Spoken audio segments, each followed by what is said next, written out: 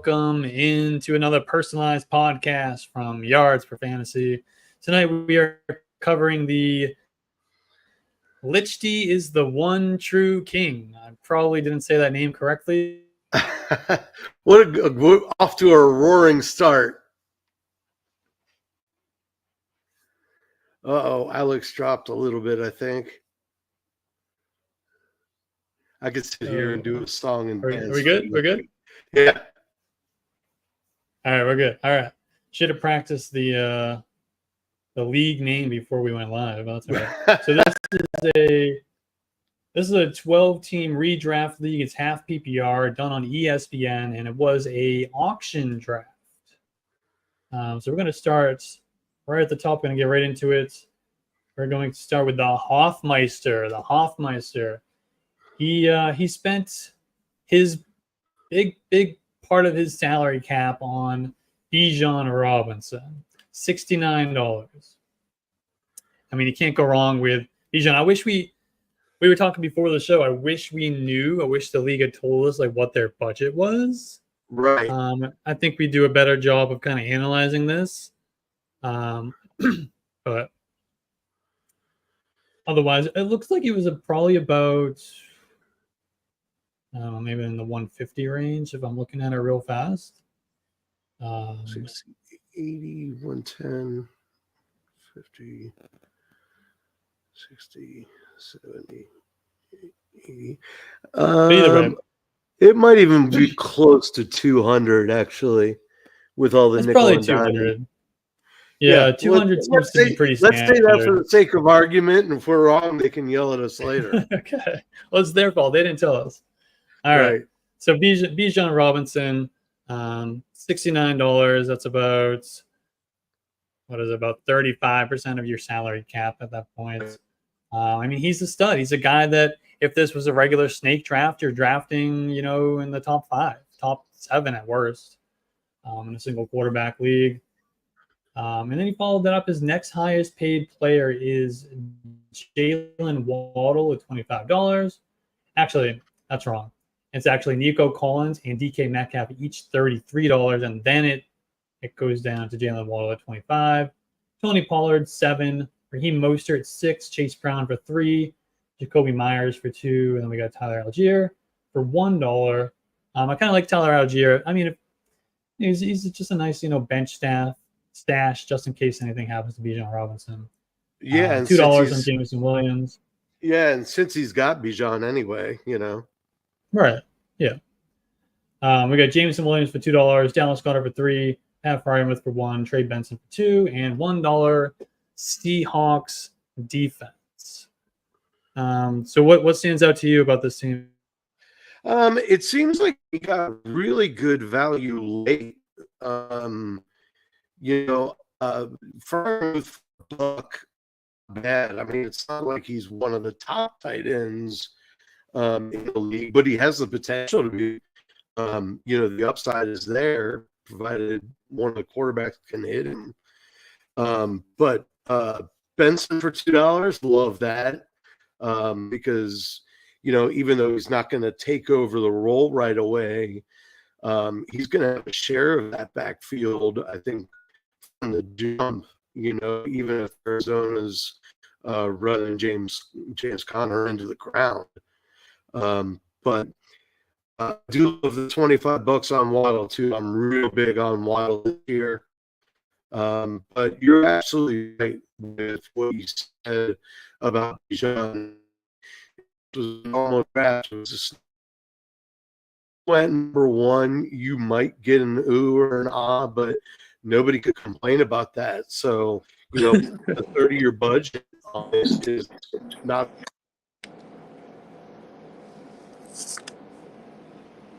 All right. So internet went out. Oh, Shockingly. So I'm going to try to do it on my iPhone until the internet comes back up. Let me just get my headphones real fast. Well, the quality's outstanding. So anyway, as long as I'm looking at it, I'll have to look.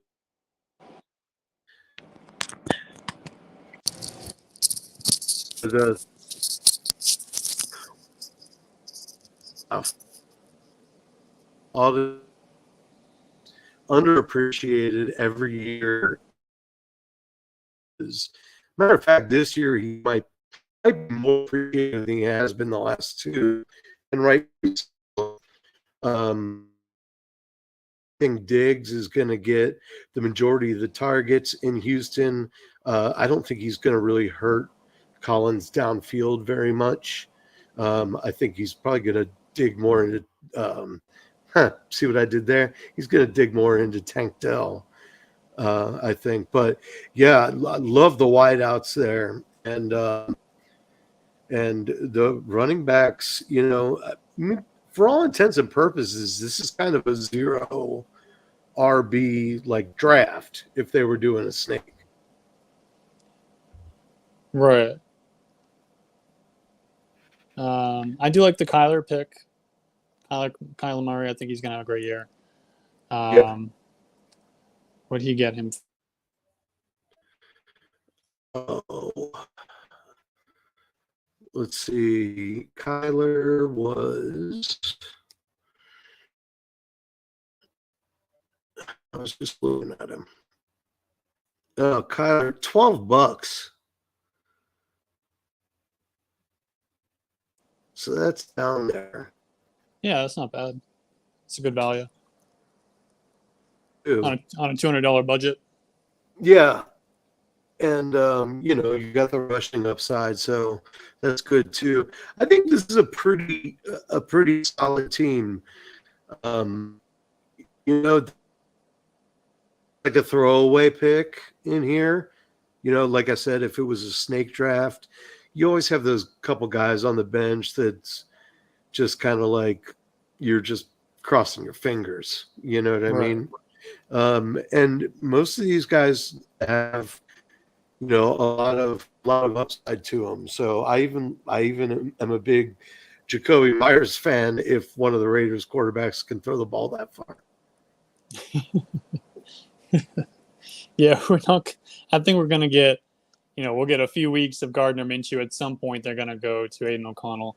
Either way, It's going to be an ugly quarterback situation there, especially when you're talking about Jacoby Myers. They've got Devontae Adams. They've got Brock Bowers. It's really hard for the second or third options when you have a poor quarterback situation like that. It's hard for the second or third option to really emerge to be a consistent fantasy producer.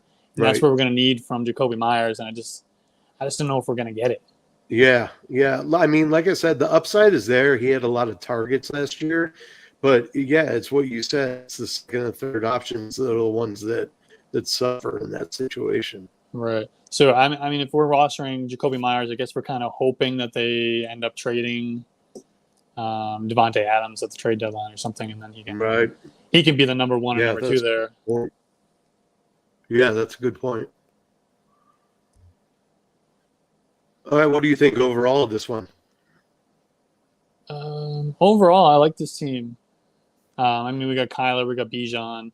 The wide receivers are, I like Jalen Waddle. I'm not a huge Nico Collins guy. Hold on, my thing's coming back up. That's all right. We can talk to the darkness. Hello, darkness, my friend. Yeah, I'm not the what's better than one of me? Did you just clone Let's yourself? Let's go.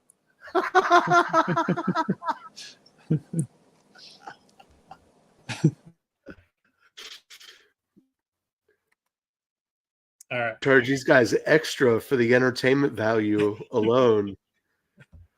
We're gonna have to refund them if anything. Right. Yeah, I'm not a huge Collins guy either. I just don't think he's going to be as much as Dell is. I wasn't that into Collins last year. I'm really curious what's going to happen with the Texans this year. I have no idea. Yeah, I mean, we want pieces of that Texans offense. It's just it feels like they're also highly priced that you can't expect that they're all going to return value Right. at their costs in an auction draft like this, or at their ADP in a standard snake draft. So that's been kind of why it's been. Hold on, getting feedback. All right. That's been why I've been trying to kind of not avoiding that offense necessarily, but I haven't drafted as many Texans as I normally would like to when you're targeting. Right. I like to target good offenses, but Right. there's so many of them, and they're so highly priced. It's just difficult. Well, and just a little J. Stroud is going to be, if he's going to hit a sophomore slump or if he's going to do even better than he did last year. So you don't want to sink too much into the offense either. Right. Exactly. All right. So I guess we can move on from this team, and hopefully we'll have better luck with the next team as we move forward. You mean Keep mean the connection. technologically? Yeah, exactly. All right, so let's go to CD's Cankles. I like this team name. Before you go on, can I just say it's got some all-time names in it, man. Yeah. CD Cankles is great. I think it's all led by Hingle McCrinkleberry, which I love. Chat GP team.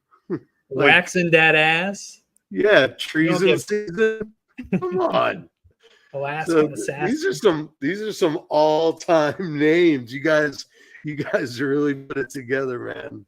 I love it. I'm the one in the league where I just keep the standard like Team Johnson. Yeah, I never get creative. I've used the same team name since 1996. Oh my god. And what is it? I'm also dating myself. 2000 Flushes. And nowadays nobody knows what 2000 Flushes was. Which is the funniest part. But all right, CD's Cankles. CD's Cankles. We got quarterback Josh Allen, Javonte Williams, and Kenneth Walker running back. Malik Neighbors is the wide receiver one on this team, along with DJ Moore, Brian Thomas Jr. We got Trey McBride in the tight end spot. Oh, I said wide receiver one was Malik Neighbors, but down in the flex, I'm guessing on CD's Cankles. If you scroll down to the flex, you actually get CD Lamb, which goes, perfectly with the team name. Now I'm looking at the bench, and I like Khalil Shakir this year. I think he's the Bills wide receiver that I want. Me too. 100%. Absolutely. So this week on Underdog, they have Khalil Shakir. His line is at 40. There you go. 43.5 receiving yards. I am smashing higher on 43.5 receiving yards against the Cardinals. That's going to be a shootout environment. They're going to be passing. I think Khalil Shakir, he's the only wide receiver in that offense that's been there for more than 6 months. So I think he'll get some early action.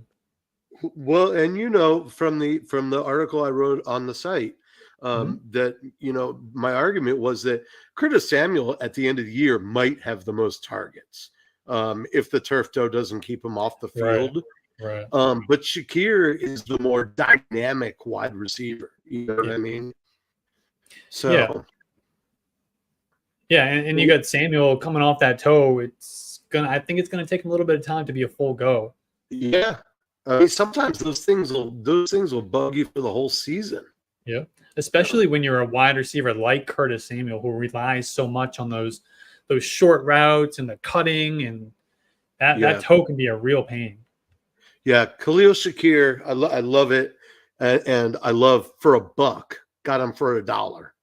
Yeah, beautiful. All right, we also got on the bench. I'm just going to run through it. We got Josh Palmer, we got Romeo Doubs, Khalil Herbert, Samaje Perine, Marvin Mims, and then we got on the IR spot, we got TJ Hawkins. Right. And of course, we got the Bengals defense for $1, which is a really good start for week one. They're gonna tee off against probably the worst offensive line in the league worst offense in the league. Jacoby Brissett at quarterback. All they have is Ramondre Stevenson. You know they're just going to key in on Ramondre Stevenson, shut him down, and then they're going to force sacks. They're going to get strip sacks. They're going to get interceptions. It could be an ugly game. They should be a good. Here's the thing. I'm from Cincinnati, and we make no mistake about it. Cincinnati doesn't have an awesome defense right now, but they should be a good streamer this year in several different weeks because they've got their schedule is not that tough. I think it's like the 7th worst schedule if you go by records from last season. So they're going to play some teams that they're worth streaming against, and I think that's the best use for them, as opposed to leaving them in there. You're going to want to play them this week against the Patriots, right. but CeeDee Cankle's going to need to drop them before they play the Chiefs, probably. Yeah. They're a good streamer, and that's kind of the approach that I take to defense typically.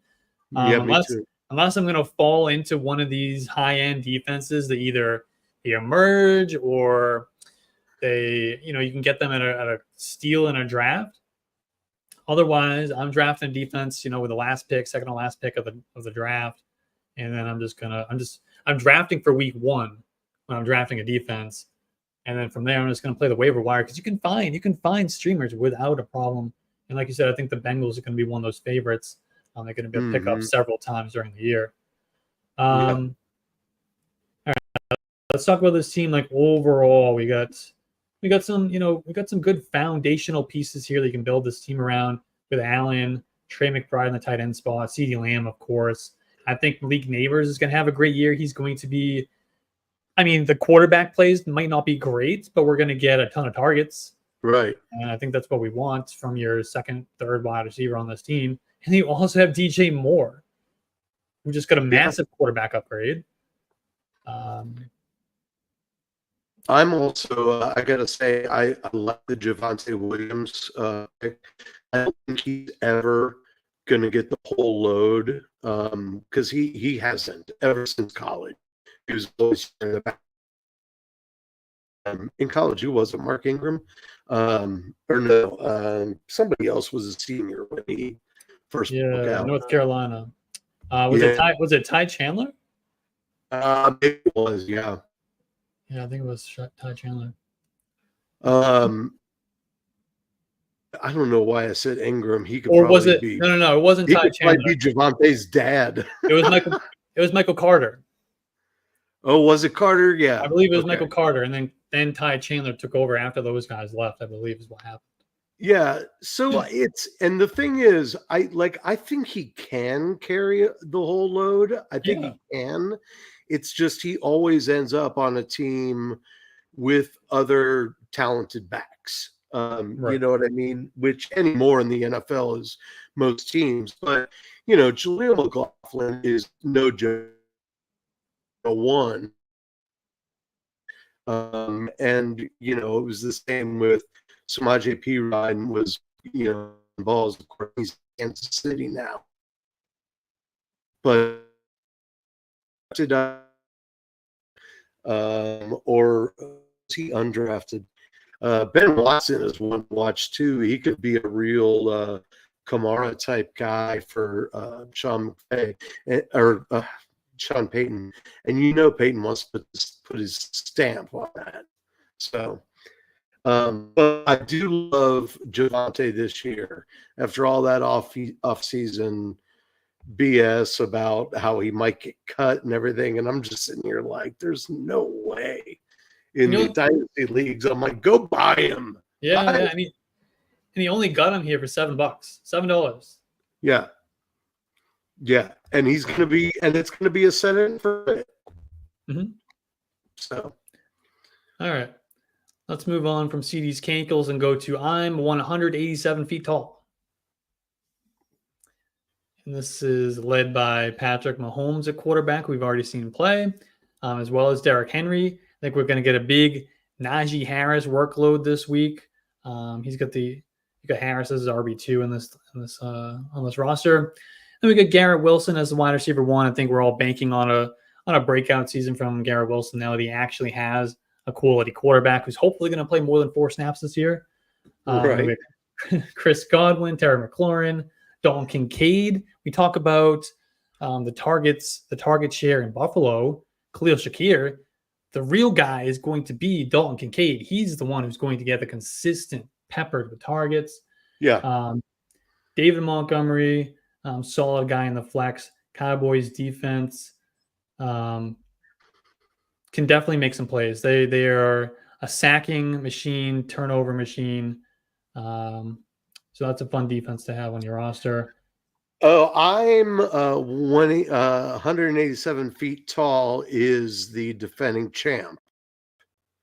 Oh, And the only reason I know that is because this dude blew $14 on the 49ers defense, and I have it on pretty good authority that he did that to make it look like he was actually spending some money instead of walking out of there. It's not like, I mean, you don't get change, you know what I mean? There's no, you don't get to keep that for like fab or like real money or anything. So, okay, you're frugal. I get it. well, hopefully the Niners will at least be a decent defense for him this year. But yeah, I would have spent I'll that tell you elsewhere what, for sure. if he drops the Niners at any point this year, even on their bye, I hope the rest of the league never lets him hear the end of it. I can't believe you dropped somebody you spent $14 on. Oh man. Solid team though. Like you said, Kincaid's going to get a lot of targets. McLaurin's going to get a lot of targets. You know what I mean? It's not the be all end all. I mean, obviously you still have to catch the ball, or you have to have a quarterback that's going to deliver it to you so that it's catchable. But the more you see that target number, I mean, look at CeeDee Lamb last year. His targets were just ridiculous every single week. So McLaurin is, I think he's had one season of the last 4 that he didn't have 100 targets. And that season he had like 98. And we're talking about a guy that was playing with a bunch of so-sos at best behind the line of scrimmage. So I like the upside there, you know, as long as their quarterbacks can deliver them the ball. He's got a bunch of target hogs on this team, and that could really pay off quick.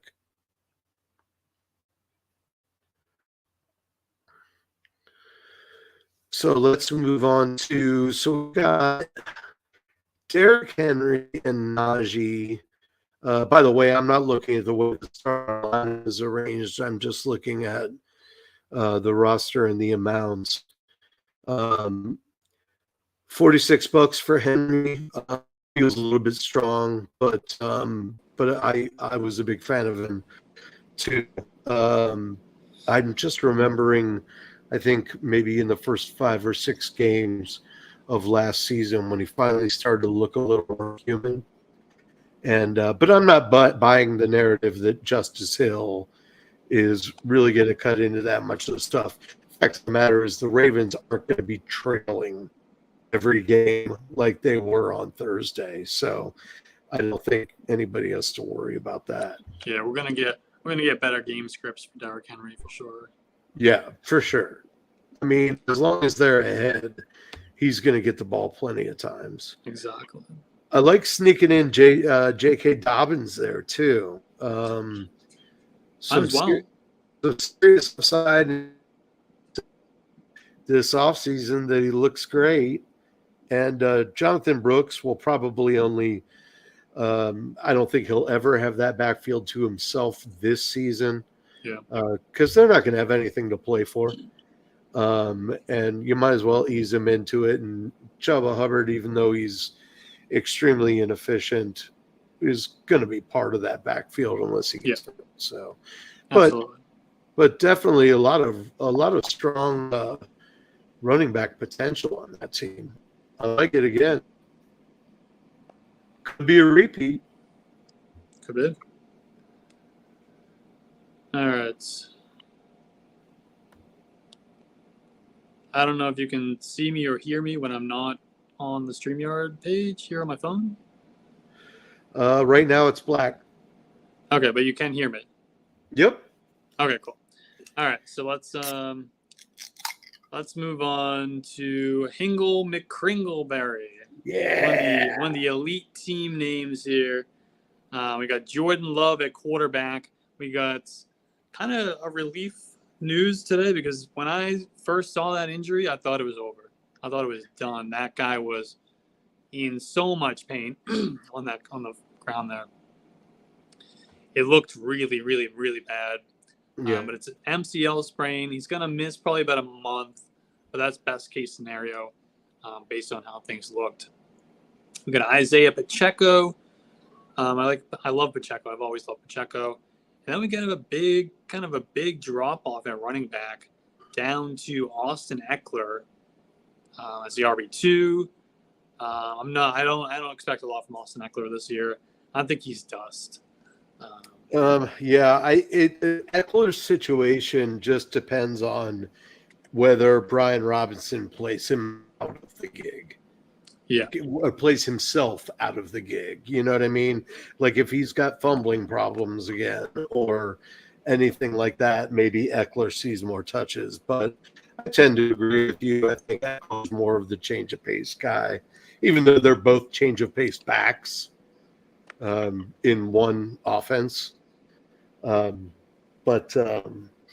yeah, I agree. And I was contrary to you.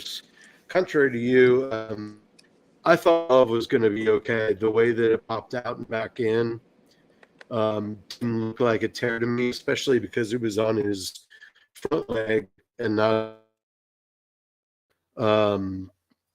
But that's. I mean, I'm not here to be like I was right.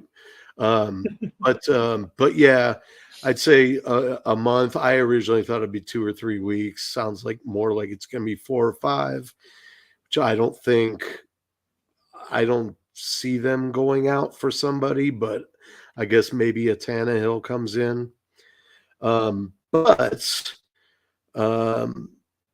you know, on the bright side, it's got Caleb Williams backing him up, and I'm thinking that rookie's gonna have a really good year, man. Yeah, I agree. Yeah, I think Caleb's going to be really good. I think he's going to be a borderline QB1 as a rookie.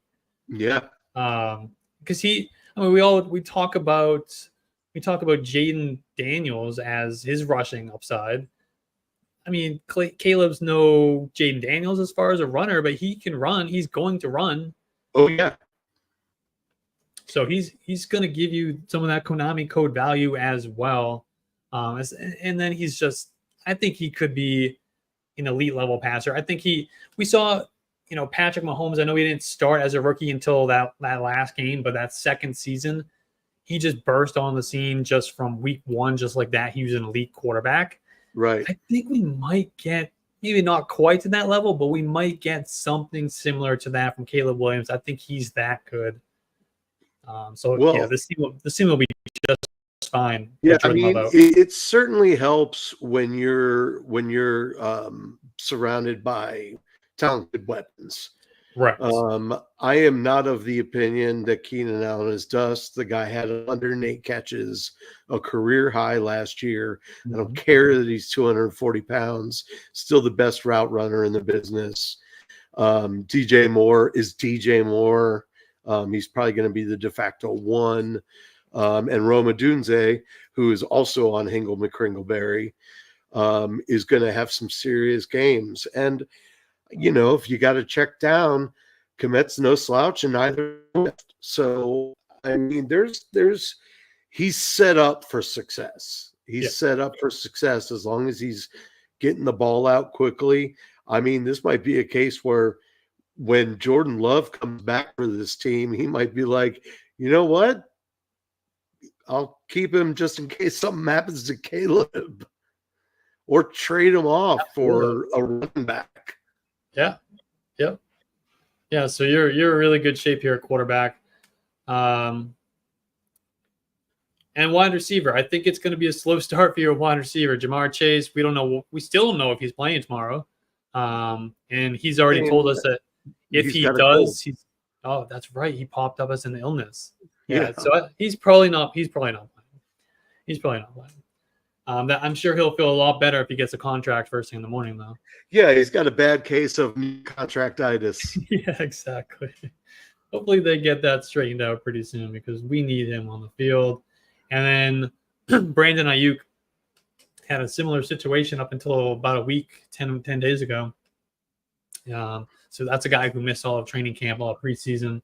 Might take a couple weeks for him to get going. We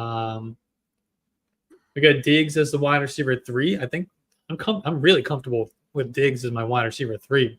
Me too. He's a target hog. Yeah, absolutely. I don't think that's going away, despite the target competition in that offense. Sam Laporta, going to be a top 5 tight end. And then if we look at the bench, we already talked about Roma Dunze. I think we both think very highly of Roma Dunze. Sure. What are your thoughts on Ladd McConkey? My thoughts are if he was on, if he went to the Chargers and they still had Keenan Allen and Mike Williams, I would be nonplussed. I really would not be thrilled about it. But he's going to team with a whole bunch of question marks in the wide receiver room. And, I think he only has everything to gain in this situation. Quentin Johnson can't catch with his hands. Jordan Palmer is like a one-trick pony. He just runs down, and if the pass isn't right on the money, he's not going to catch it. So, I think you're going to see Ladd McConkey and, believe it or not, maybe even Hayden Hurst actually do well in that offense this year.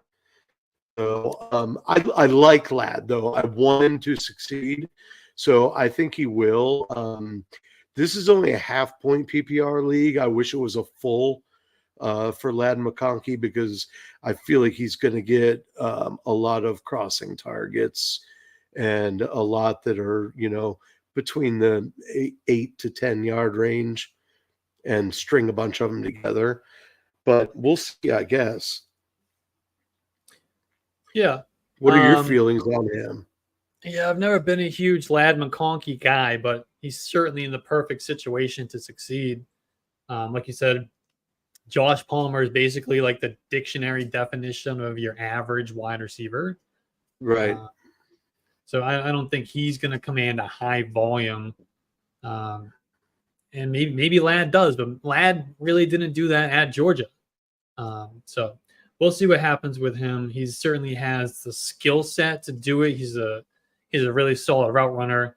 He's a fast, explosive guy, really dangerous after the catch. So he certainly has the opportunity to have a great rookie season.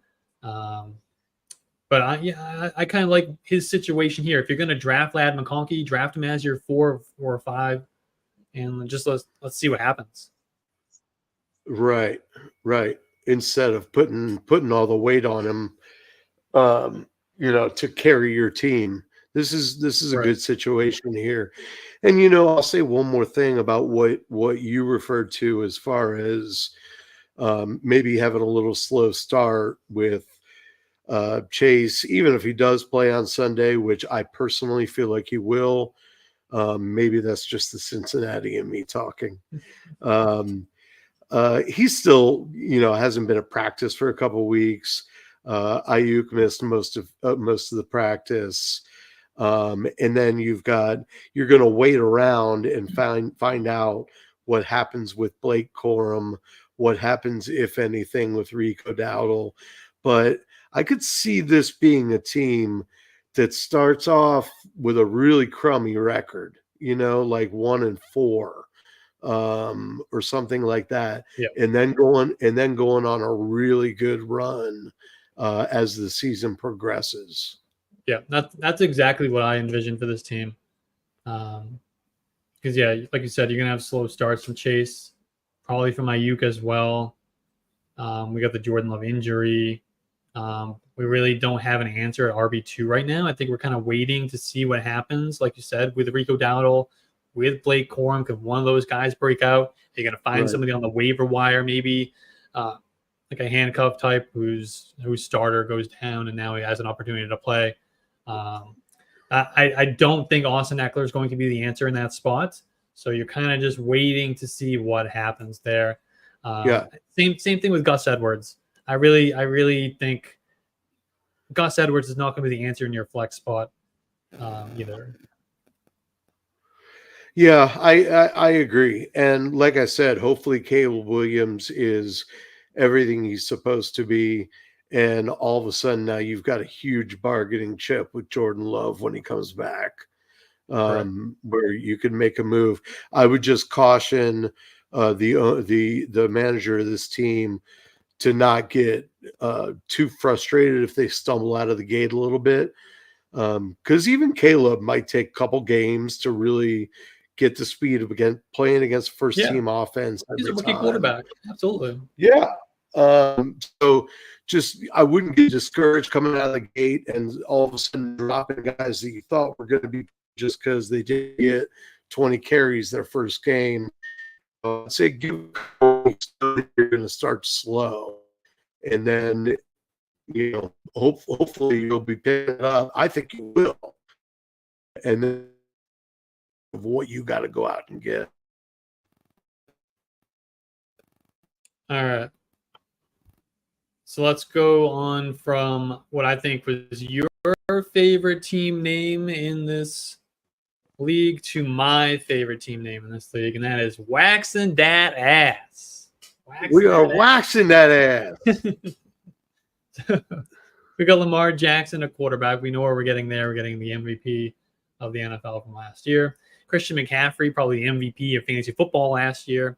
We got James Cook as your RB2, Rashee Rice as your wide receiver 1, along with Zay Flowers. We've seen a lot of these guys already play in week 1, so we got a little bit of information from this team. Jordan Addison as your wide receiver 3. I'm not really thrilled with that. I don't know how you feel about Jordan Addison this year. Yeah, I don't know. I'm just so take him or leave him. It doesn't look like the DUI is going to affect him this season. Right. But it all, anybody on that team, it all depends on Darnold.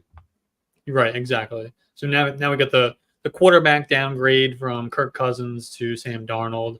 And we look back at last year, Jordan Addison, you get a lot of his fantasy value from scoring 10 touchdowns. He's probably not scoring 10 touchdowns again this year. But to be fair, he does have T. Higgins on this roster. So Addison's really drafted here to be your wide receiver 4. Unfortunately, we're not going to get T. Higgins in week 1. And who knows what happens over the next couple of weeks with him. Mark Andrews. Are we panicking about Mark Andrews? I'm not. Okay. I'm not ready to panic. I am unconcerned about Mark Andrews. He's been too good for too long. When he's healthy, Lamar loves him. A lot of weird things happen in week 1. A lot of weird things happen. I don't know. I didn't notice if anybody on has likely. I guess we'll cross that bridge when we come to it. But if they don't, it seems like you should. You know what I mean? Find a place for him on this lineup as a cuff, or if I switch roles. But I'm personally not worried. How about you? I wouldn't say I'm unconcerned, but I think most likely we see at least a swing back to normal Mark Andrews after a week or two. I'm certainly not in panic mode, not yet. But Isaiah Likely, we'll get to it, like you said, if he's available on the waiver wire, there's going to be a mad rush to get him, and I think he's worth picking up. They told us all summer that he was going to be involved in this offense, even with a healthy Mark Andrews in that offense, and he was. He had, with Mark Andrews, I know he had 111 receiving yards total, but 88 of those yards and 8 of those catches came when Mark Andrews was on the field. Right. So I think both of these guys are going to end up providing value for us for fantasy football in 2024. Well, you know what was interesting too, just as a side note, I noticed this and I meant to go back and look for it today because I didn't see it. Somebody posted, did the Ravens tip their hand? Because on the Ravens social media account, I guess on Twitter, they did a opening Thursday night, like a picture, like a banner or whatever. It was like Lamar, Henry, and Likely on their opening night banner, the three of them or something. Go back and look off here because that would be really interesting if they were like, dude, this guy's kicking ass. Let's get him on a picture. Get him on there. Yeah, Right. That's interesting. I did not realize that. All right, let's go through the bench real fast on this team. So do we have Zamir White in the flex? I think he's just going to be a guy that you need to get a lot of volume. First and second down running back on a bad offense. Devin Singletary, probably similar situation there. Zach Moss, he's going to be the first and second down guy. Oh, we lost Sam. First is me, and now Sam's gone. This is a disaster. That's all right. We'll keep going here. Hopefully he'll get back in here pretty soon. All right, so we look at Devin Singletary. I think Devin Singletary is a guy who he gave us a lot of value down the stretch at the end of last year, but a lot of that was one volume, which he still might get in New York. However, he also benefited from being a part of a really good offense, and now he's going to be a part of a really bad offense. All right, I'm back. Alex, you there? I'm here. What's up? Yeah, I think Zach Moss is the guy in Cincinnati. Alex might disagree with me on that. I'm not sure. Yeah, so Zach Moss is the guy in Cincinnati for week 1. That time. We both disappeared on that one. we both had the spinning wheels, and I was like, I don't know if I'm on, but he froze on Zach Moss, and I'll go on for hours.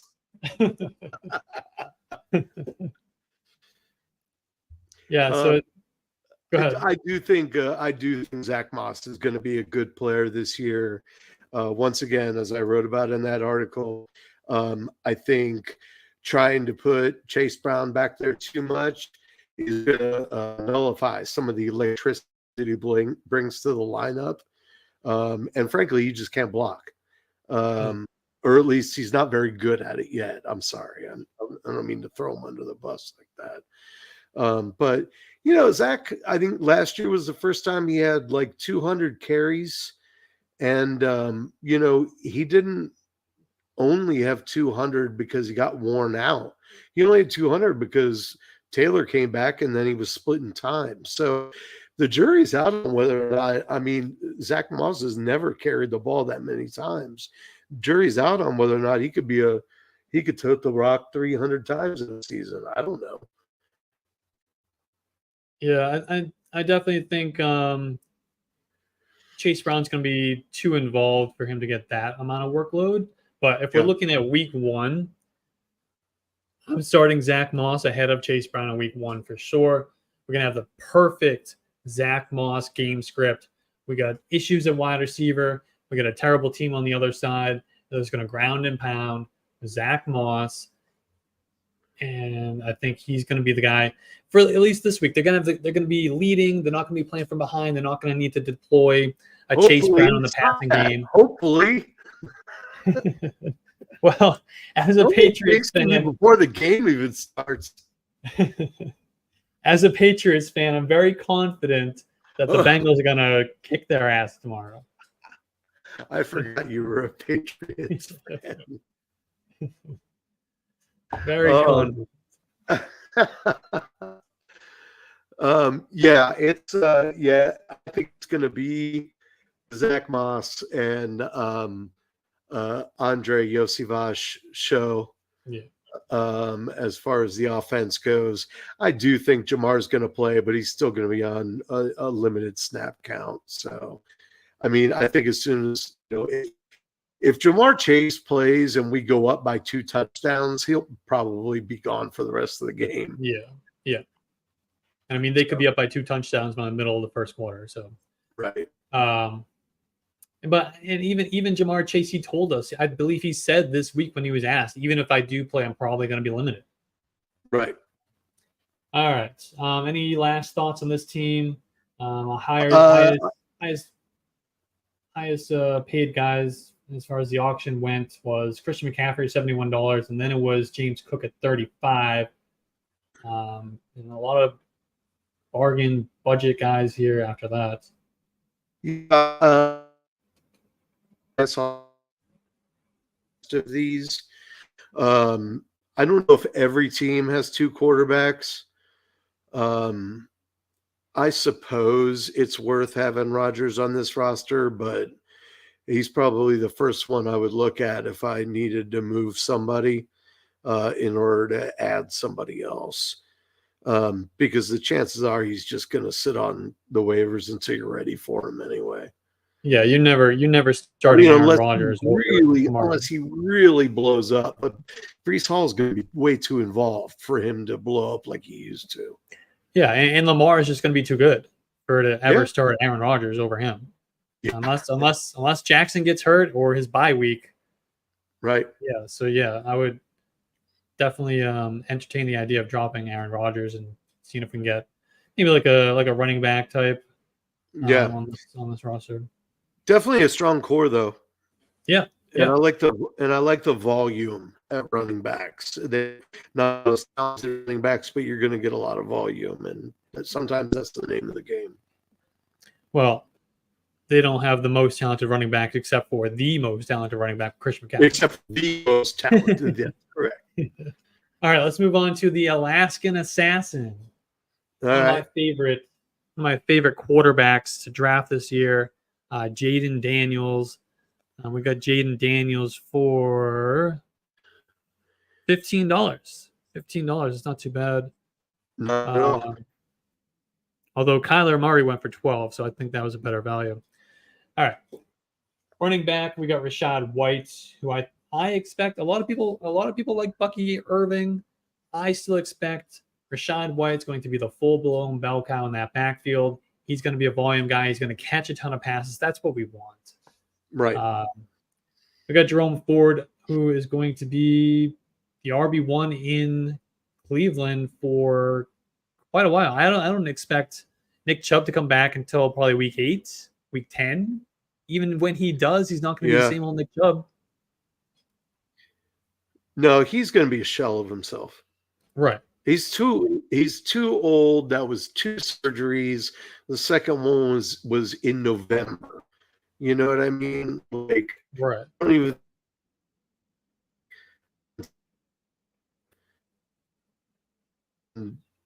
And even then, it's going to be on a very limited basis.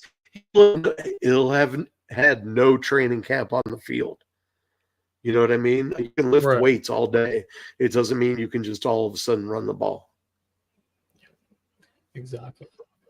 Because, I mean, he needs that lateral movement. Yeah. Which you're not getting when you're lifting weights out there. You No, know, exactly. All right. Marvin Harrison Jr. Is the top wide receiver on this team. He spent $41. $41 to get Marvin Harrison Jr. He also paid quite a price for Chris Olave as well at $37. But we see some of these other teams who, we saw Stephon Diggs go for $20. We saw Brandon Ayuk for $27. I think there are better values to be had than spending up $41 and $37 on Marvin Harrison Jr. and Chris Olave, as well as $34 on Drake London.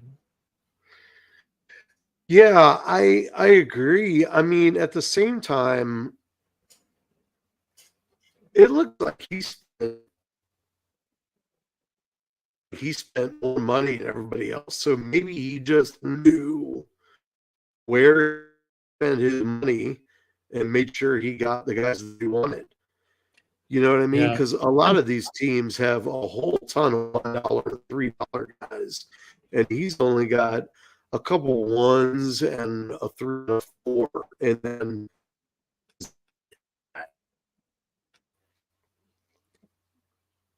But if I'm gonna spend up heavily on some of these guys at the top of the draft, I kind of want better players. yeah, that's a great point. For Martin, like Caleb, Martin Harrison looks like the real deal. Looks like he could come out the real deal right away, and we both agree that Kyler have a great season this year. Which would make all sense.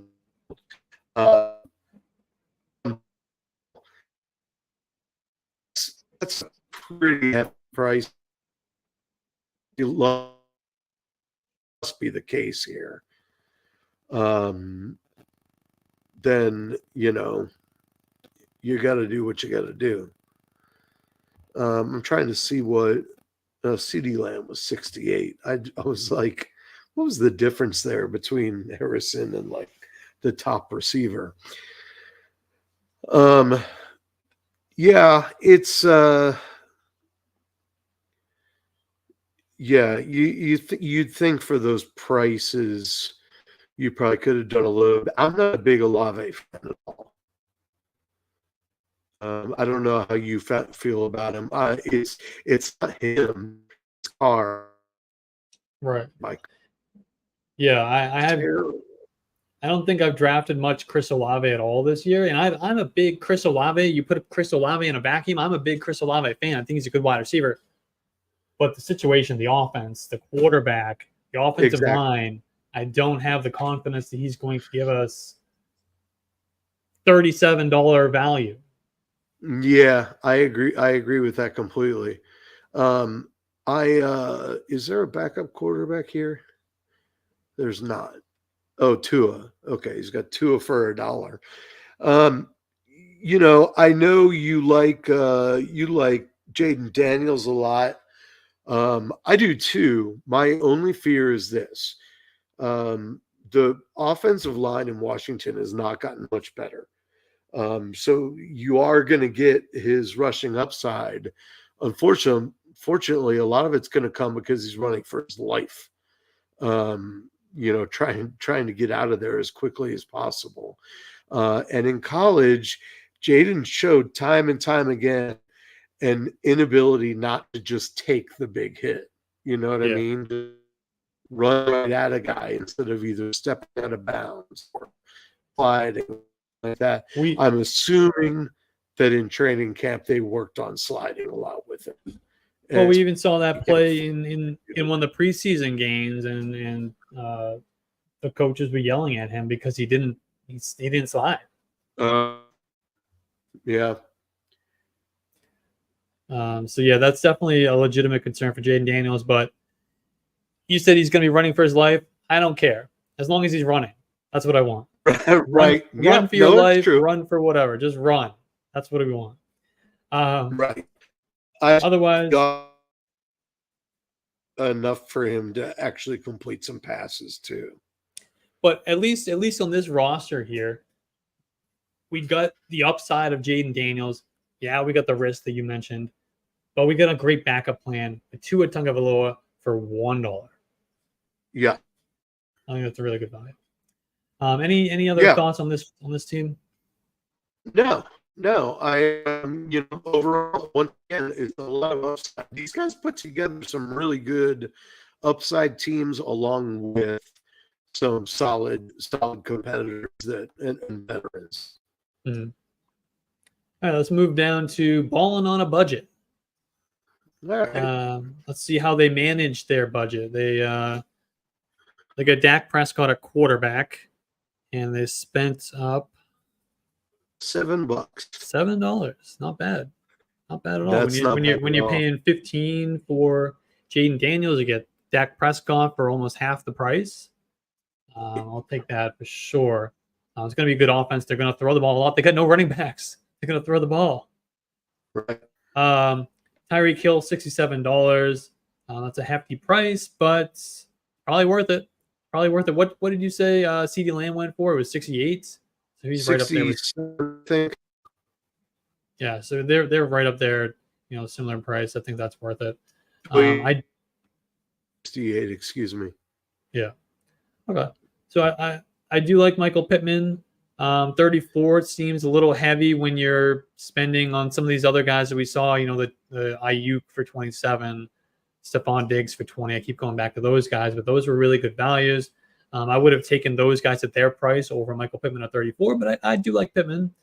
Alvin Kamara at $21, Travis Kelce at 19, same with Joe Mixon. I like Kittle at $6. If you can get Kittle for $6, get those spike weeks. I know he's going to be a guy who's going to give you some down weeks as well, but I'll lean into the volatility at $6. Calvin Ridley 13, Ezekiel Elliott for $1, Brian Robinson for $7. Brian Robinson is one of my most drafted players this year, just based on the value versus the opportunity I think he's going to have in that backfield. $7 feels like a fair price for him, though when you compare it to some of the other values at the end of the draft in this league, maybe could have gotten him for a little bit cheaper. Yeah. $2 for Tyler Lockett, $1 each for Curtis Samuel, Antonio Gibson, the Chiefs defense, and Rashid Shaheed. What are your thoughts on balling on a budget? First of all, I really like Kamara this year. I think he's being everybody is talking about him like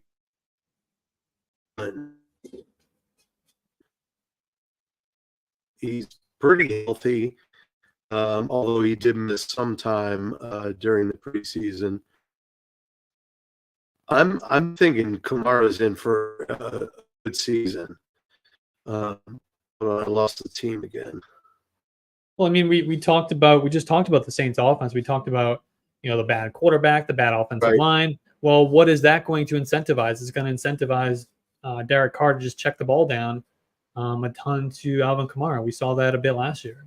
Yeah, totally. And he thrives in that situation. That's how he wants it. So that's good. He lost the competition of Kendre Miller. Yeah. And I for just boring. Dak, it is a 4 passing touchdown league. So I wanted to, if it was 6, I'd be like,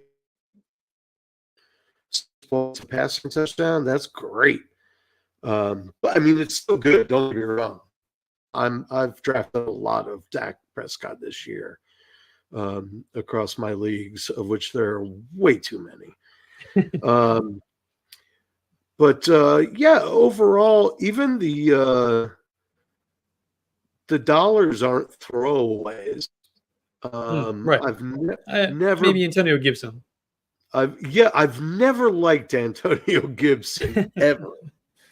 Really, every year there's a small sect of people out there going, "This is the year. This is the." Oh, it's you. That's me. Not this year. This is the year. Not this year. Not this year. But in the past, I have been. Right. But a lot of he went hard on veterans. I mean, really hard. Gibson, Samuel, Lockett, Zeke, Joe Mixon, Kamara, Kittle, Mixon, Ridley, Kelce, Pittman. Pittman's not that old. Tyreek, which sometimes is, a lot of people in the drafts outsmart themselves by going. Yeah. They're so excited about the rookies. And then they just can't believe it when the rookies don't perform like the guy that's, 10 years older than them. So sometimes that's a really smart play. So at the very least, I think with veterans, one of the things you get is if you get like 3 games in a row and a dude's not performing, you're like, I think that's it for him. So we can safely move on. As opposed with a rookie, you're like, well, it's 3 games. He's a rookie. We know he's more talented than this. Exactly. Well, I think the name for this team is perfect. Balling on a budget. It is. All right, let's move on to the next team. Buck on our dicks or ducks, whatever you want that asterisk to be. Is it Ducks? I guess it's definitely not Ducks. It can't be Ducks. It's not Ducks. But we're gonna go. We got Brock Purdy at quarterback. We got Jonathan Taylor at running back, along with Aaron Jones. Right? I think I got to pull up the prices on this one, but he's probably one of your budget guys. Aaron Jones, $6. Yeah, I got the prices.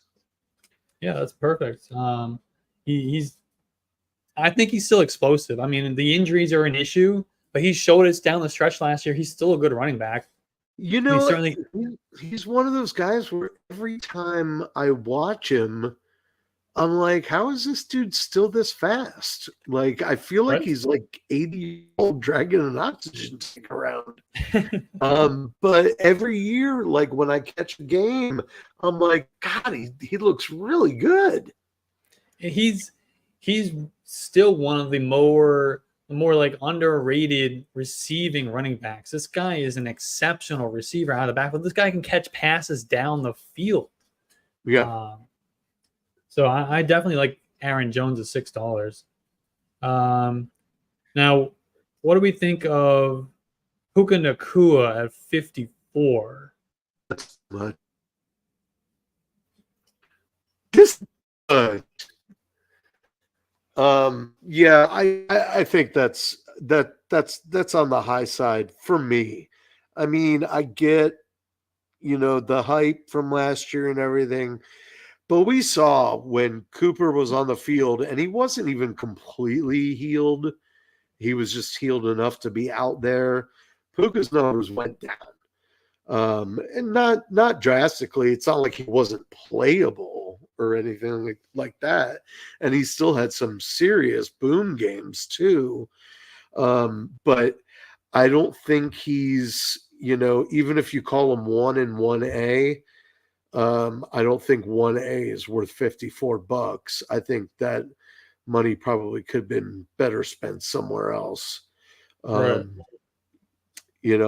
at least, he's only got 3 guys that he spent double-digit money on. And consequently, it shows in some of the other picks. But so you almost wish that was, $2 $27 guys. You know what I mean? Or a 40 and a 14. But you know what? I could be wrong. I mean, maybe Puka does what he did last year. Maybe Cup is one step closer to get kind of up there. So, I mean, I could be completely wrong. I wouldn't have spent that much. Yeah, I wouldn't have either. And we look at this, I believe this draft just happened over this past weekend. And so we knew this league knew about the Puka Nacua injury, his knee injury that he suffered during training camp. So this is an injured player that you're spending $54 on. And like you said, we probably could have gotten 2 players. Again, I keep referencing it, but we could have gotten Brandon Ayuk for 27 plus Stephon Diggs for 20 and still had $7 left over. Yeah. I would have rather had that. Yeah, it's hard in these auction leagues because you don't know, since we don't know the managers, we don't know if Buck on our dicks is like a huge Rams fan or Ducks. Or Ducks.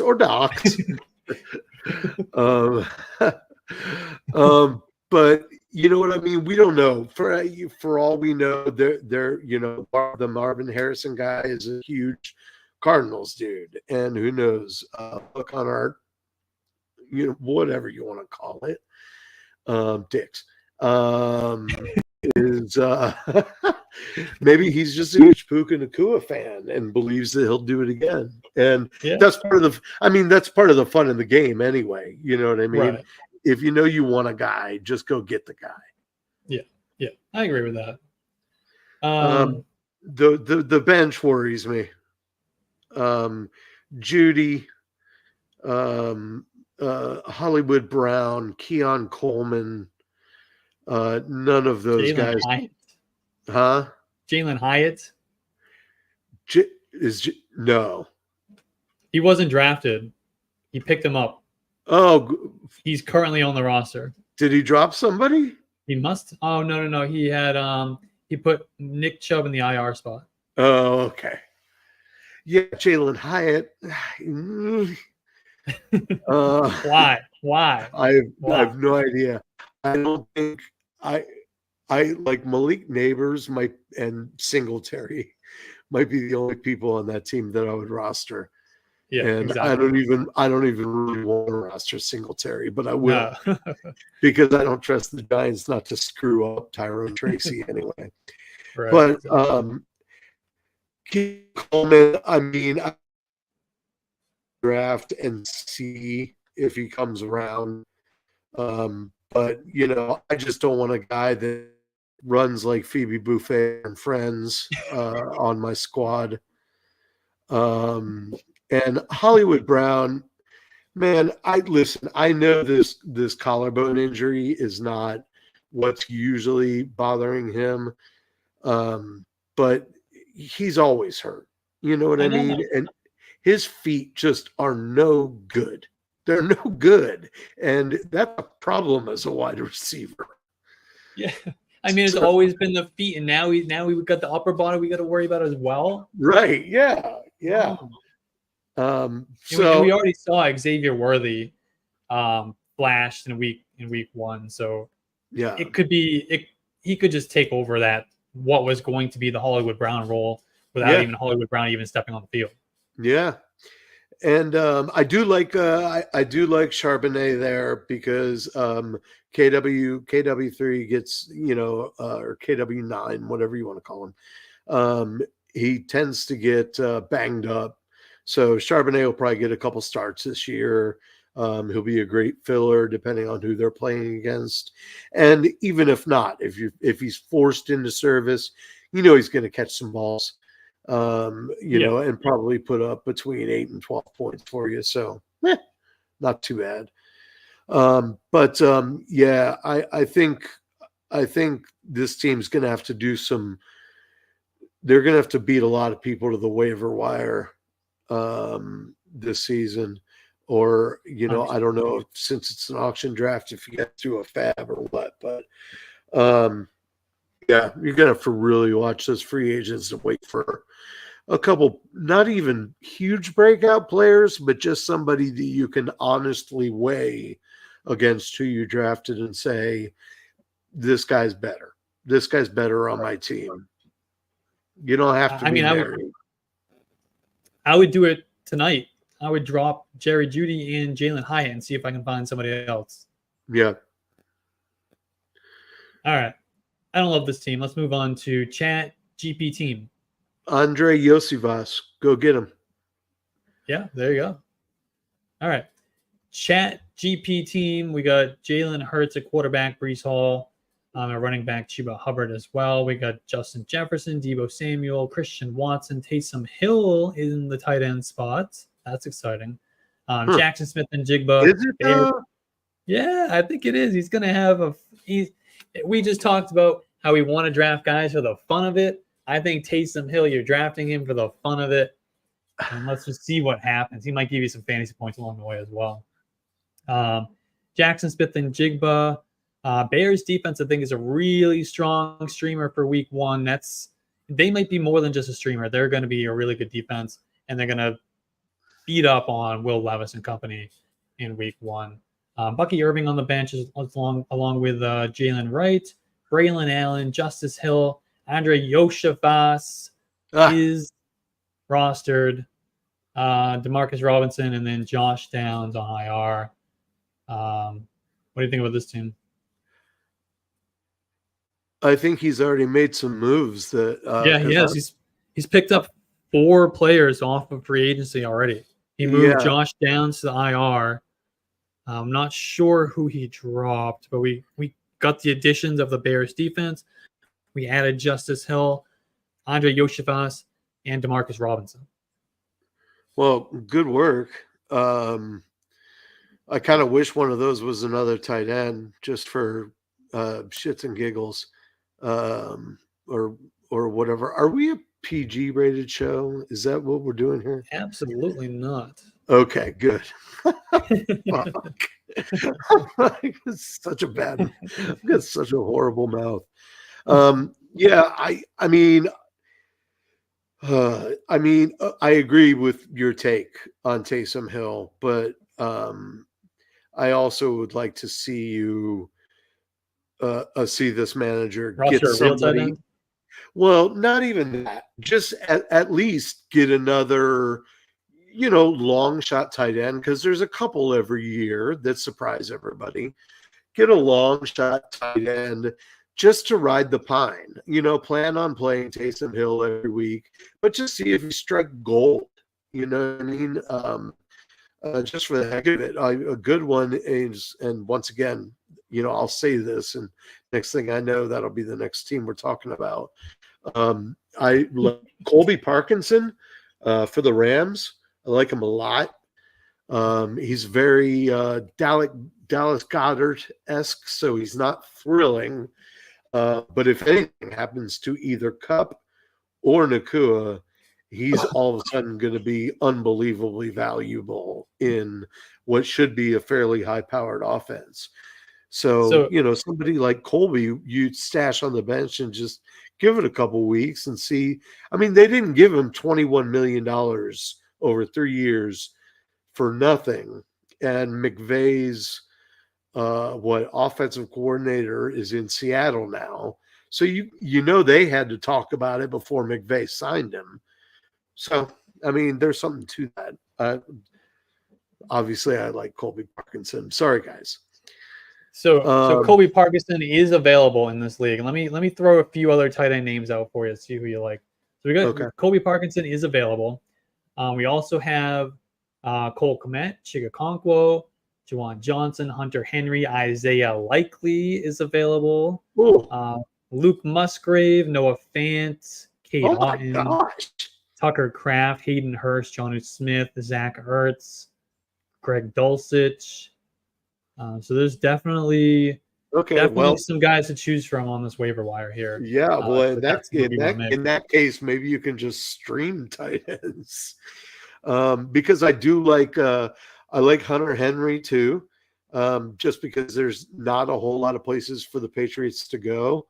No offense, Alex, because they're still figuring out the parking order, their wide receiver room.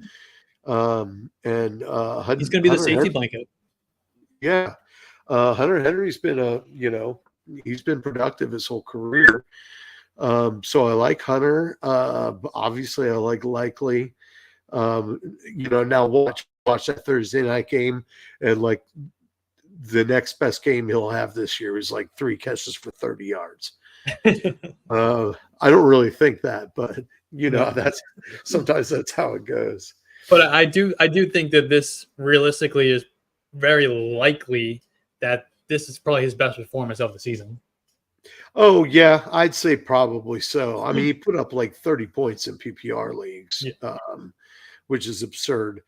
But okay, well, if you don't stash a tight end, ChatGPT team, it sounds like there are plenty to choose from.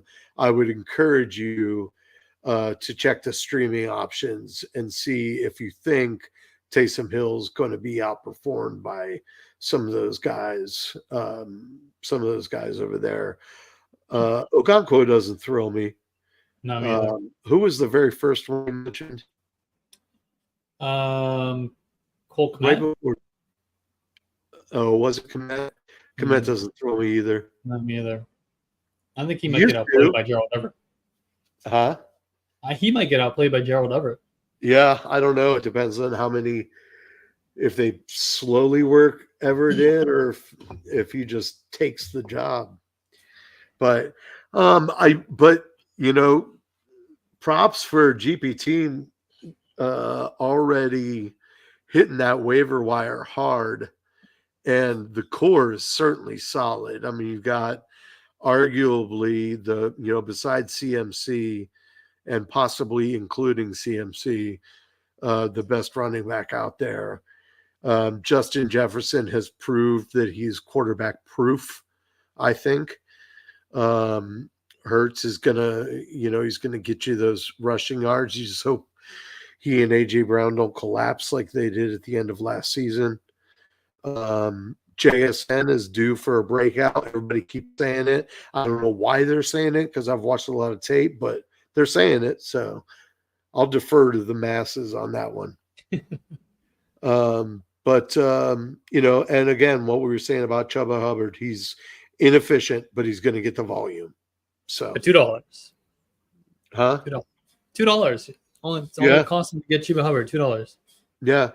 And Bucky Irving's is a nice handcuff. I don't buy that he's going to take a whole lot of work away. He's like Rachaad White light. Yeah. You know what I mean? Worse in every way. Mm-hmm. Yeah. So, so I like it. And I like Downs too. So when he comes off the IR, he could be a valuable player for you. So. All right. How do you feel about that team? Yeah, I pretty much agree with what you said. We got a really strong group at the top. It's pretty top heavy with Hurts and Breece Hall and Justin Jefferson, even Deebo Samuel. I think these guys are going to be what you're going to build this team around. And if you can, work the waiver wire, work the trade market, maybe you get a breakout from a Jalen Wright at some point. That would be maybe like an Andre Yoshivas proves to be valuable. Maybe Jackson Smith-Njigba does break out, which I'm with you. I liked Smith-Njigba coming in. I don't expect a breakout this year, to be honest with you. Yeah. But who knows? Maybe it happens. I definitely think this team has the foundation to build on, and I think they could get off to maybe they're after 4 weeks they're 2-2. After 6 weeks they're 3-3, 4-2, but they could get on a hot run at the end of the year and peak at the right time, ride that wave into a championship. I like that. All right, let's go to Melted Sherbert. Oh, poor Sherbert. All right, at quarterback we got Jared Goff. In the running back slot we got Travis Etienne and James Conner. Wide receiver Mike Evans, Cooper Kupp, Amari Cooper. Kyle Pitts at tight end. We got Kyron Williams in the flex spot. Justin Herbert at quarterback. Melted Herbert. Keenan Allen, DeAndre Hopkins, Tank Bigsby, Demario Douglas, and Jamal Williams. So Jamal Williams and the Vikings defense were picked up post-draft in free agency.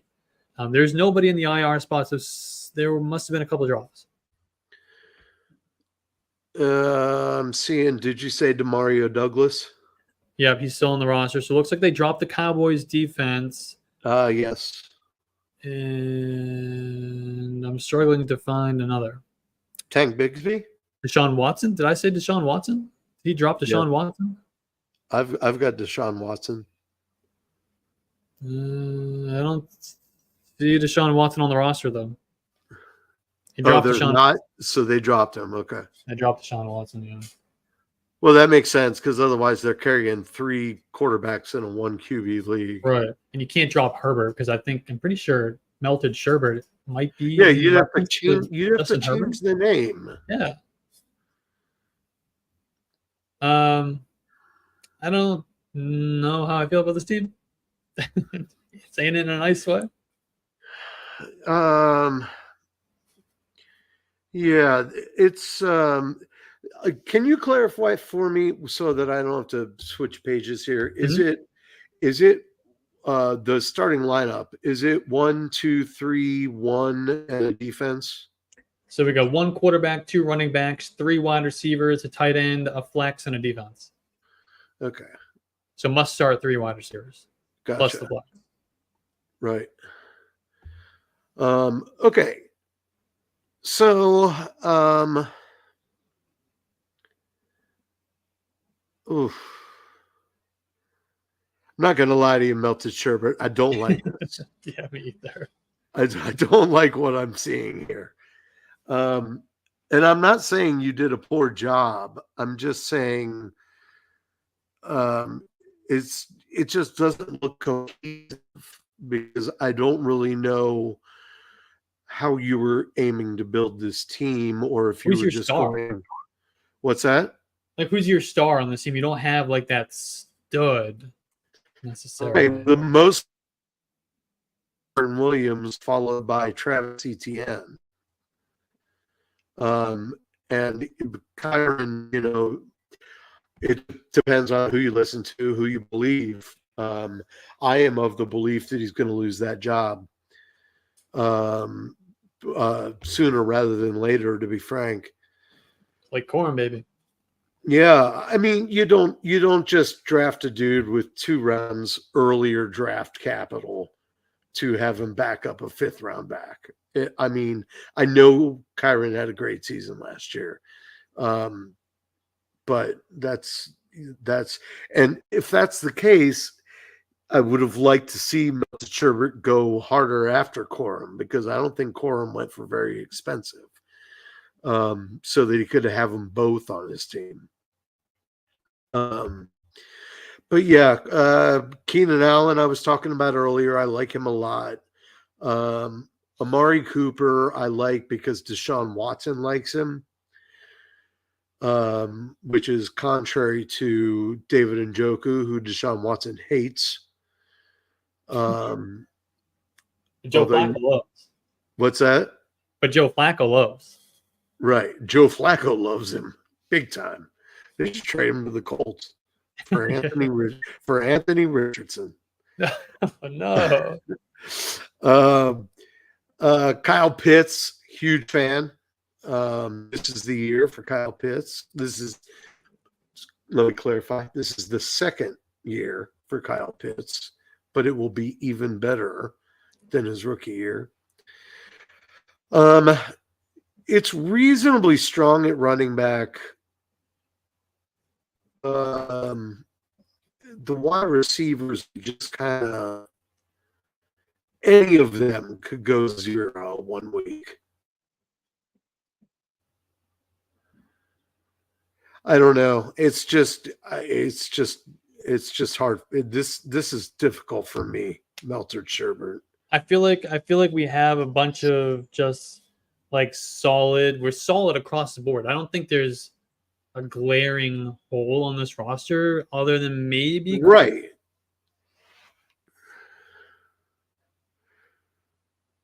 All right, Alex froze. I will say, there you're back. Yeah, we don't have the difference makers on this team, is what I was saying. But go ahead. Oh, okay. Yeah.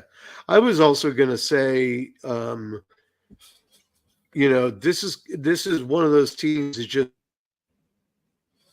every week you're trying to decide who to start and who to sit. You know what I mean? Like, you're like, God, should I play him this week or him? And they're like right here, no matter what rankings you look at. And every time that happens, you never choose the right guy. And you're never right. Right. So follow me on Twitter from 10 a.m. to 1 p.m. every Sunday morning, and I'll do my best to help. Yes. Just a little plug there. Yeah. All right. Melted Sherbert, man. I don't know. Start sending out trades. See what you can figure out. See, I think the opportunity is there. I don't think this team is a lot. Yeah, there's an opportunity, like you said, make some trades, and I think you can make something happen. I don't think this is a team that's doomed. I think it's just we're a couple pieces away. Maybe we upgrade somewhere. We do get that stud. We do get that difference maker, and I think things can happen. Yeah, especially when you have guys like DeAndre Hopkins and Keenan Allen on the bench right now. Yeah. There's opportunities to package some guys together and upgrade. Yeah. Very much so. I mean, because some of your league mates have guys in their starting lineup, like wide receivers in their starting lineup, they paid $2 for that are like the number 3 on their team. Keenan Allen possibly 3 on the team, but he's going to be a better number 3 than the number 3 on like the Titans. You know, right? Yeah, exactly. All right, let's move on to Treason Season. Treason, which is season. quarterbacked by Treason Season. Huh? Treason Season. Our What quarterback here. It's Treason Season. That's the name. It is Treason Season. Yeah. All right, we're quarterbacked by C.J. Stroud. We got Devon Achane, Josh Jacobs, A.J. Brown, Devontae Smith, Tank Dell, a wide receiver, David Njoku, Christian Kirk, Ty Chandler on the bench, along with Brandon Cooks, Dontavian Wicks, Jalen Polk, Rashad Bateman, Miles Sanders, and then the defense spot, we got the Saints. What stands out here? I was just about to say that I really like the way Treason Season spent his money, because I don't mind $52 for AJ Brown. I think is fair. I'm not a big A-Chain fan, but I know that if you want him, $34 is probably what you had to spend. So if you wanted him, you got him for that. So I can't argue with that point. Josh Jacobs for $34. I like Jacobs. He's going to cede some carries to Marshawn Lynch eventually, but he's still the guy. I think Devontae Smith is in for a great season, and I think $34 for him is a great deal. CJ Stroud, $11 in a 4-point passing TD league. When the other dude got Dak probably after that for 7, that should be flipped. Because CJ Stroud that's a hot take. That's a hot take. So that's a hot take. Well, I don't think CJ Stroud's going to throw 36 touchdowns. And then here, Alex, you're going to love this. I can tell that the $15 on Tank Dell was because he wanted to stack in CJ Stroud. Yeah, let's go. Yeah. And I am not a fan of stacking. I hate it in redraft football. But that's my own personal thing. If you want to hear me it's on my Twitter. I wrote an article all about it. But seriously though, I think most of those are really fair prices. Like I said, I personally wouldn't have spent $34 for A-Chain, but I understand that that's probably about the going rate. Mm-hmm. Given where he's being drafted in a regular draft. So I like the way that he spent the money, and I don't hate the upside shots he took on the bench, except for like Miles Sanders. Yeah, there's no upside there. There's no upside there.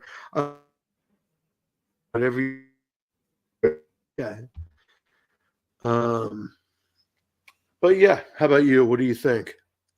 Yeah, so it cut out there, so I don't know if you mentioned him or not, but I want to hear your thoughts on Dontavian Wicks. I know we only got him for $1. Forget about that for a second. Only for $1, whatever. Dontavian Wicks, you think he was overhyped?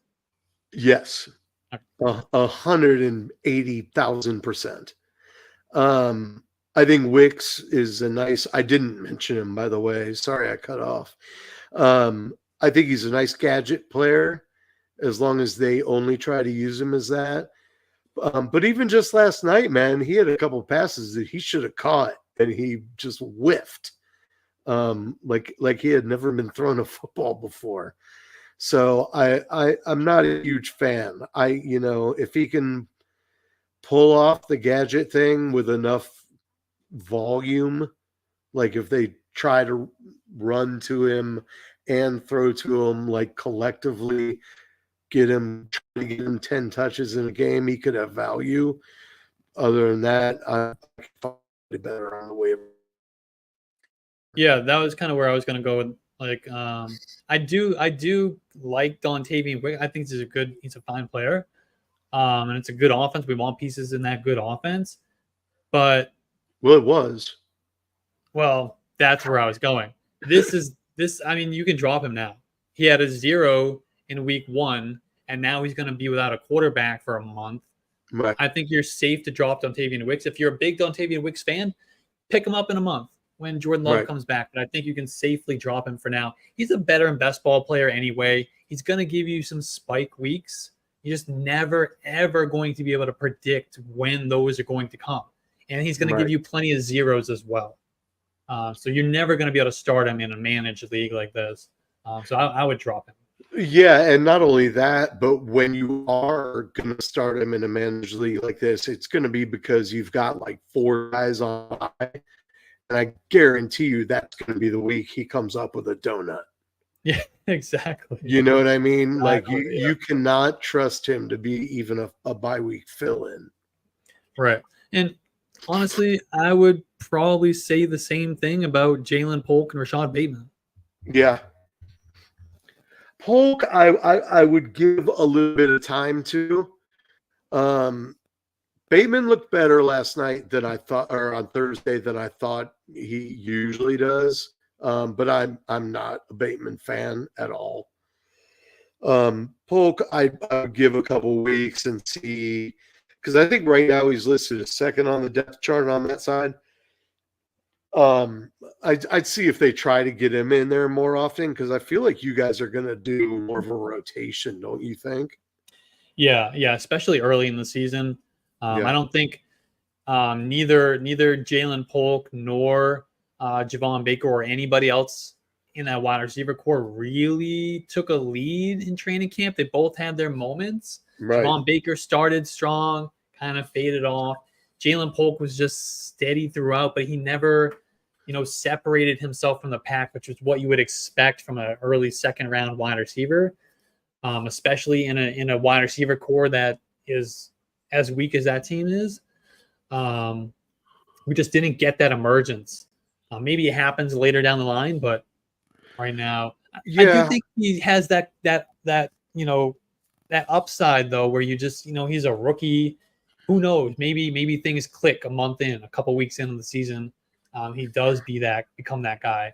So I do think if you're going to hold one of these guys, I think he's probably the one you're going to want to hold.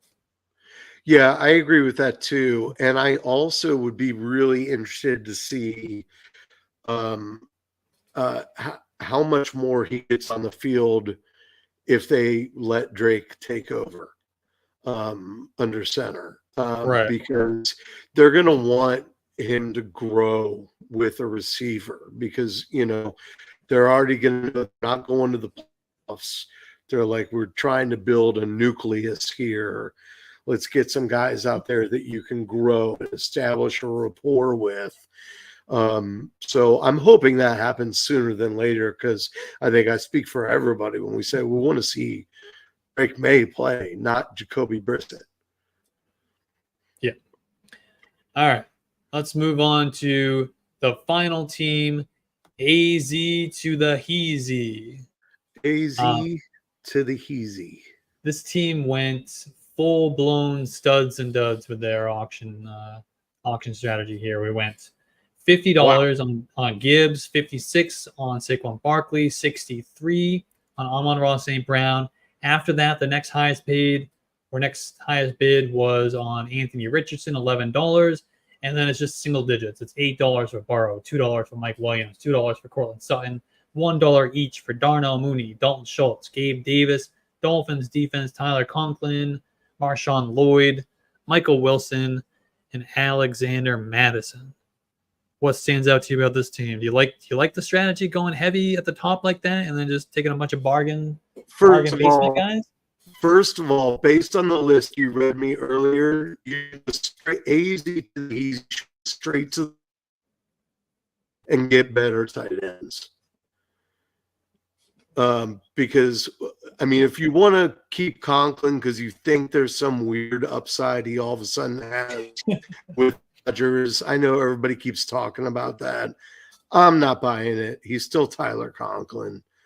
And Schultz is only going to be good for pilfering a touchdown from Kincaid every once in a while when Josh Allen changes the play at the line of scrimmage.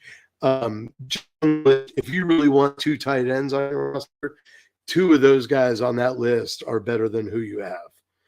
So, but I don't. Do I like the strategy? It's kind of a loaded question, really. I like the strategy if the $1 were better players.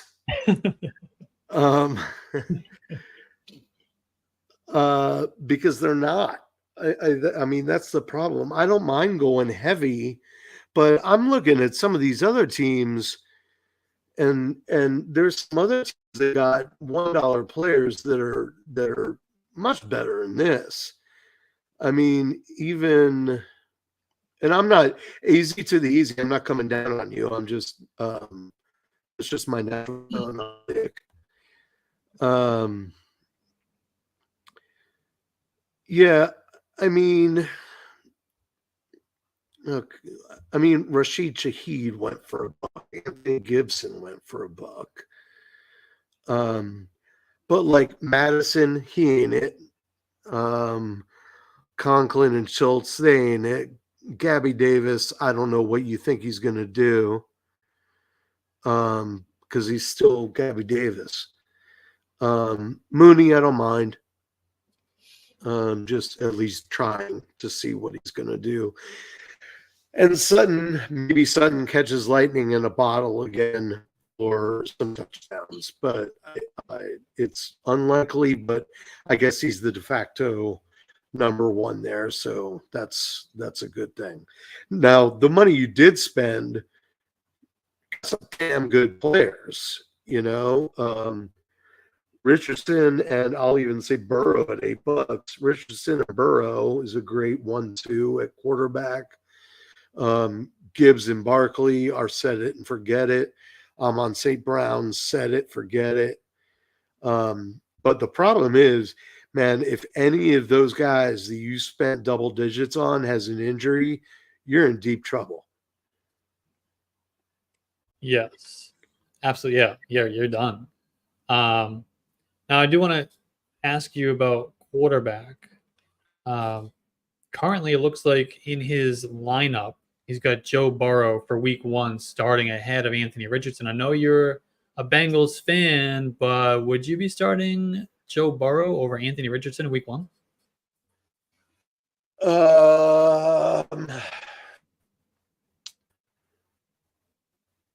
Yeah, I probably would.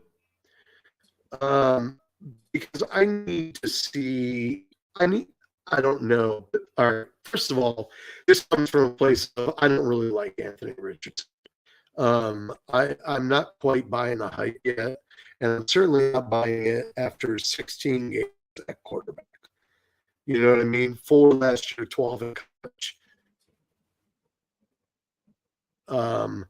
To be putting this much stock in that kind of guy is, I don't like it. But he does offer that not just rushing upside, but like that Lamar Jackson rushing upside. You know what I mean? He's a freak athlete. He can really, really run. What I'm afraid of is that he's going to defer to running too much. And that eventually is going to get him into trouble, or the throws he does throw are going to be forced, be interceptions. I know you said you think it's going to be a Zach Moss game against New England.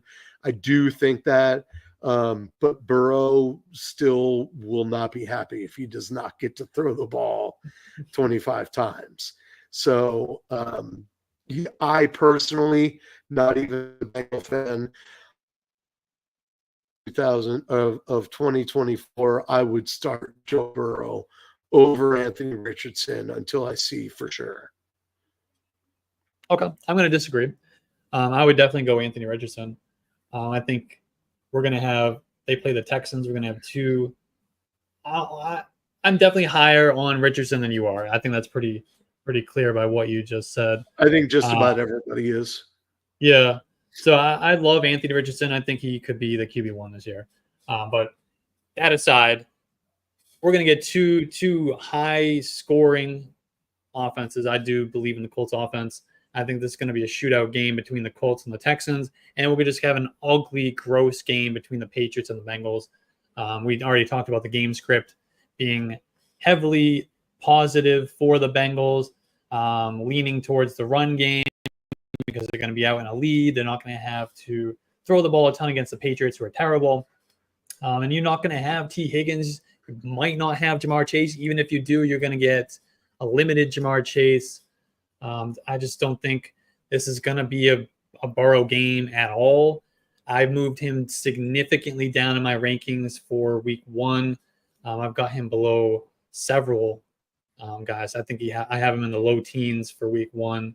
I would definitely be rolling with Anthony Richardson. But let's move on to the rest of this team, which we've really already talked about. We're heavy at running back, top heavy at wide receiver with Amon-Ra St. Brown, but after that, it's pretty gross. I'm definitely not playing Mike Williams in week 1. But your other options are Gabe Davis and you Michael have Wilson. to, yeah. Well, honestly, I think I'm taking Mike Williams out. I'm putting in Michael Wilson. I'm just going to see what happens. This is going to be a shootout, another shootout game with the Cardinals and the Bills. We got the wide receiver 2 on the Cardinals opposite Marvin Harrison Jr. Marvin Harrison's a rookie. Maybe we get a little bit of a splash play, a touchdown from Michael Wilson. I don't think we're going to get that in week 1 from Mike Williams. They've already told us they're going to ease him in. They're going to put him on the Breece Hall plan. He's going to take limited snaps in week 1. He's going to be on a snap count. They already told us this. I'm going to go Michael Wilson over Mike Williams in week 1. Any last thoughts on this team? This could be the worst team in the league. Yes, my last thought is I thought that was Mike Evans, not Mike Williams. Oh, yeah. And I was like, you got to start him. You got to start Mike Evans. No, you don't have to start Mike Williams. I would probably do the same thing as you. And Mike Williams, he can be on limited stats. It'll probably still get hurt on the second one. Right. Yeah, exactly. This is a tough team. And like I said, if one of those expensive guys goes down, and let's not ourselves never if one of your guys goes down, this ship is pretty sunk. So I'd be looking at that waiver wire again for first of all 2 tight ends. If you want to carry 2 tight ends, you can replace them both. Lloyd I like, Wilson I like, Madison I do not, Gabe Davis I do not, Dalton Schultz I do not, Mooney I can see, wait and see. So there's at least 3 or 4 guys there that you can probably do better on the waiver wire. All right, let's wrap it up. Make your call. Who do you think is going to win this league? Well, I need to remind myself of one of the. Well, while you're looking, I'm going to give you my choice here. Okay. I feel like I don't remember what we said about this team. I think we were telling them to go pick up a tight end. That was our big advice here. But I like Chat GP team. Mm-hmm. So we got the stud quarterback and Jalen Hurts. We got the stud running back with Brees Hall. We'll figure out RB2. I think Chuba Hubbard will get us through until maybe we get a breakup from Jalen Wright. Maybe, we get a guy off the waiver wire or something. Maybe there's a trade. But Chuba Hubbard will get us through as the RB2 for now. Justin Jefferson at wide receiver 1, Deebo Samuel. We definitely have some work to do on this roster, but I think, the top of the roster with Hurts, Hall, Jefferson, Deebo, I think going to give you a nice foundation. You're going to have to do some work. You're going to have to work the waiver wire. You're going to have to work the trade market. But there is at least a foundation for this team to build upon and compete. Yeah, I like that team a lot too. However, I'm going to go. Who paid for this, by the way? That depends on who I pick. No, I'm just kidding. I think Chat GP team will probably make the finals, and I think they will lose to the defending champ. Ooh. I think I'm 187 feet tall is going to take it home again, even though he didn't even bother spending all his money. He's still, to be honest, you can give him all the trouble you want, but if he would have, man, he would be really, he doesn't have a single $1 player on his roster. Everybody else does.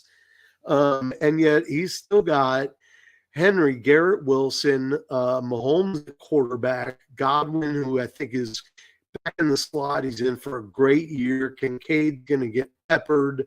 McLaurin's going to get peppered. You've got, at RB2, you're going to be able to rotate in Tajay and Montgomery. Maybe a little Jonathan Brooks later in the season. Who knows what happens with J.K. Dobbins, too? He might just take that job. And we just saw what Jaden Reed could do the other day. Yep. So I'm liking the defending champ on a repeat, and I'm sure they wanted to give you trouble for not spending all that money, but I'm actually more impressed than anything. Yeah, I like that roster a lot. Definitely think it's going to be a contender for sure. All right. I think that kind of wraps this show up. Do you have any final thoughts before we end this? No, not at all. But, if you guys want to come back and see us halfway through the year and let us see the standings and any trades that have gone down and free agent moves that you've made so we can have a look and talk a little more. And, maybe we can even get one of you guys on the podcast or two of you guys on the podcast with us. We'd love to hear how the season's going. Absolutely. Love it. All right. Well, thank you to this league. Like Sam said, hopefully we'll talk soon. And thanks, guys. Peace out.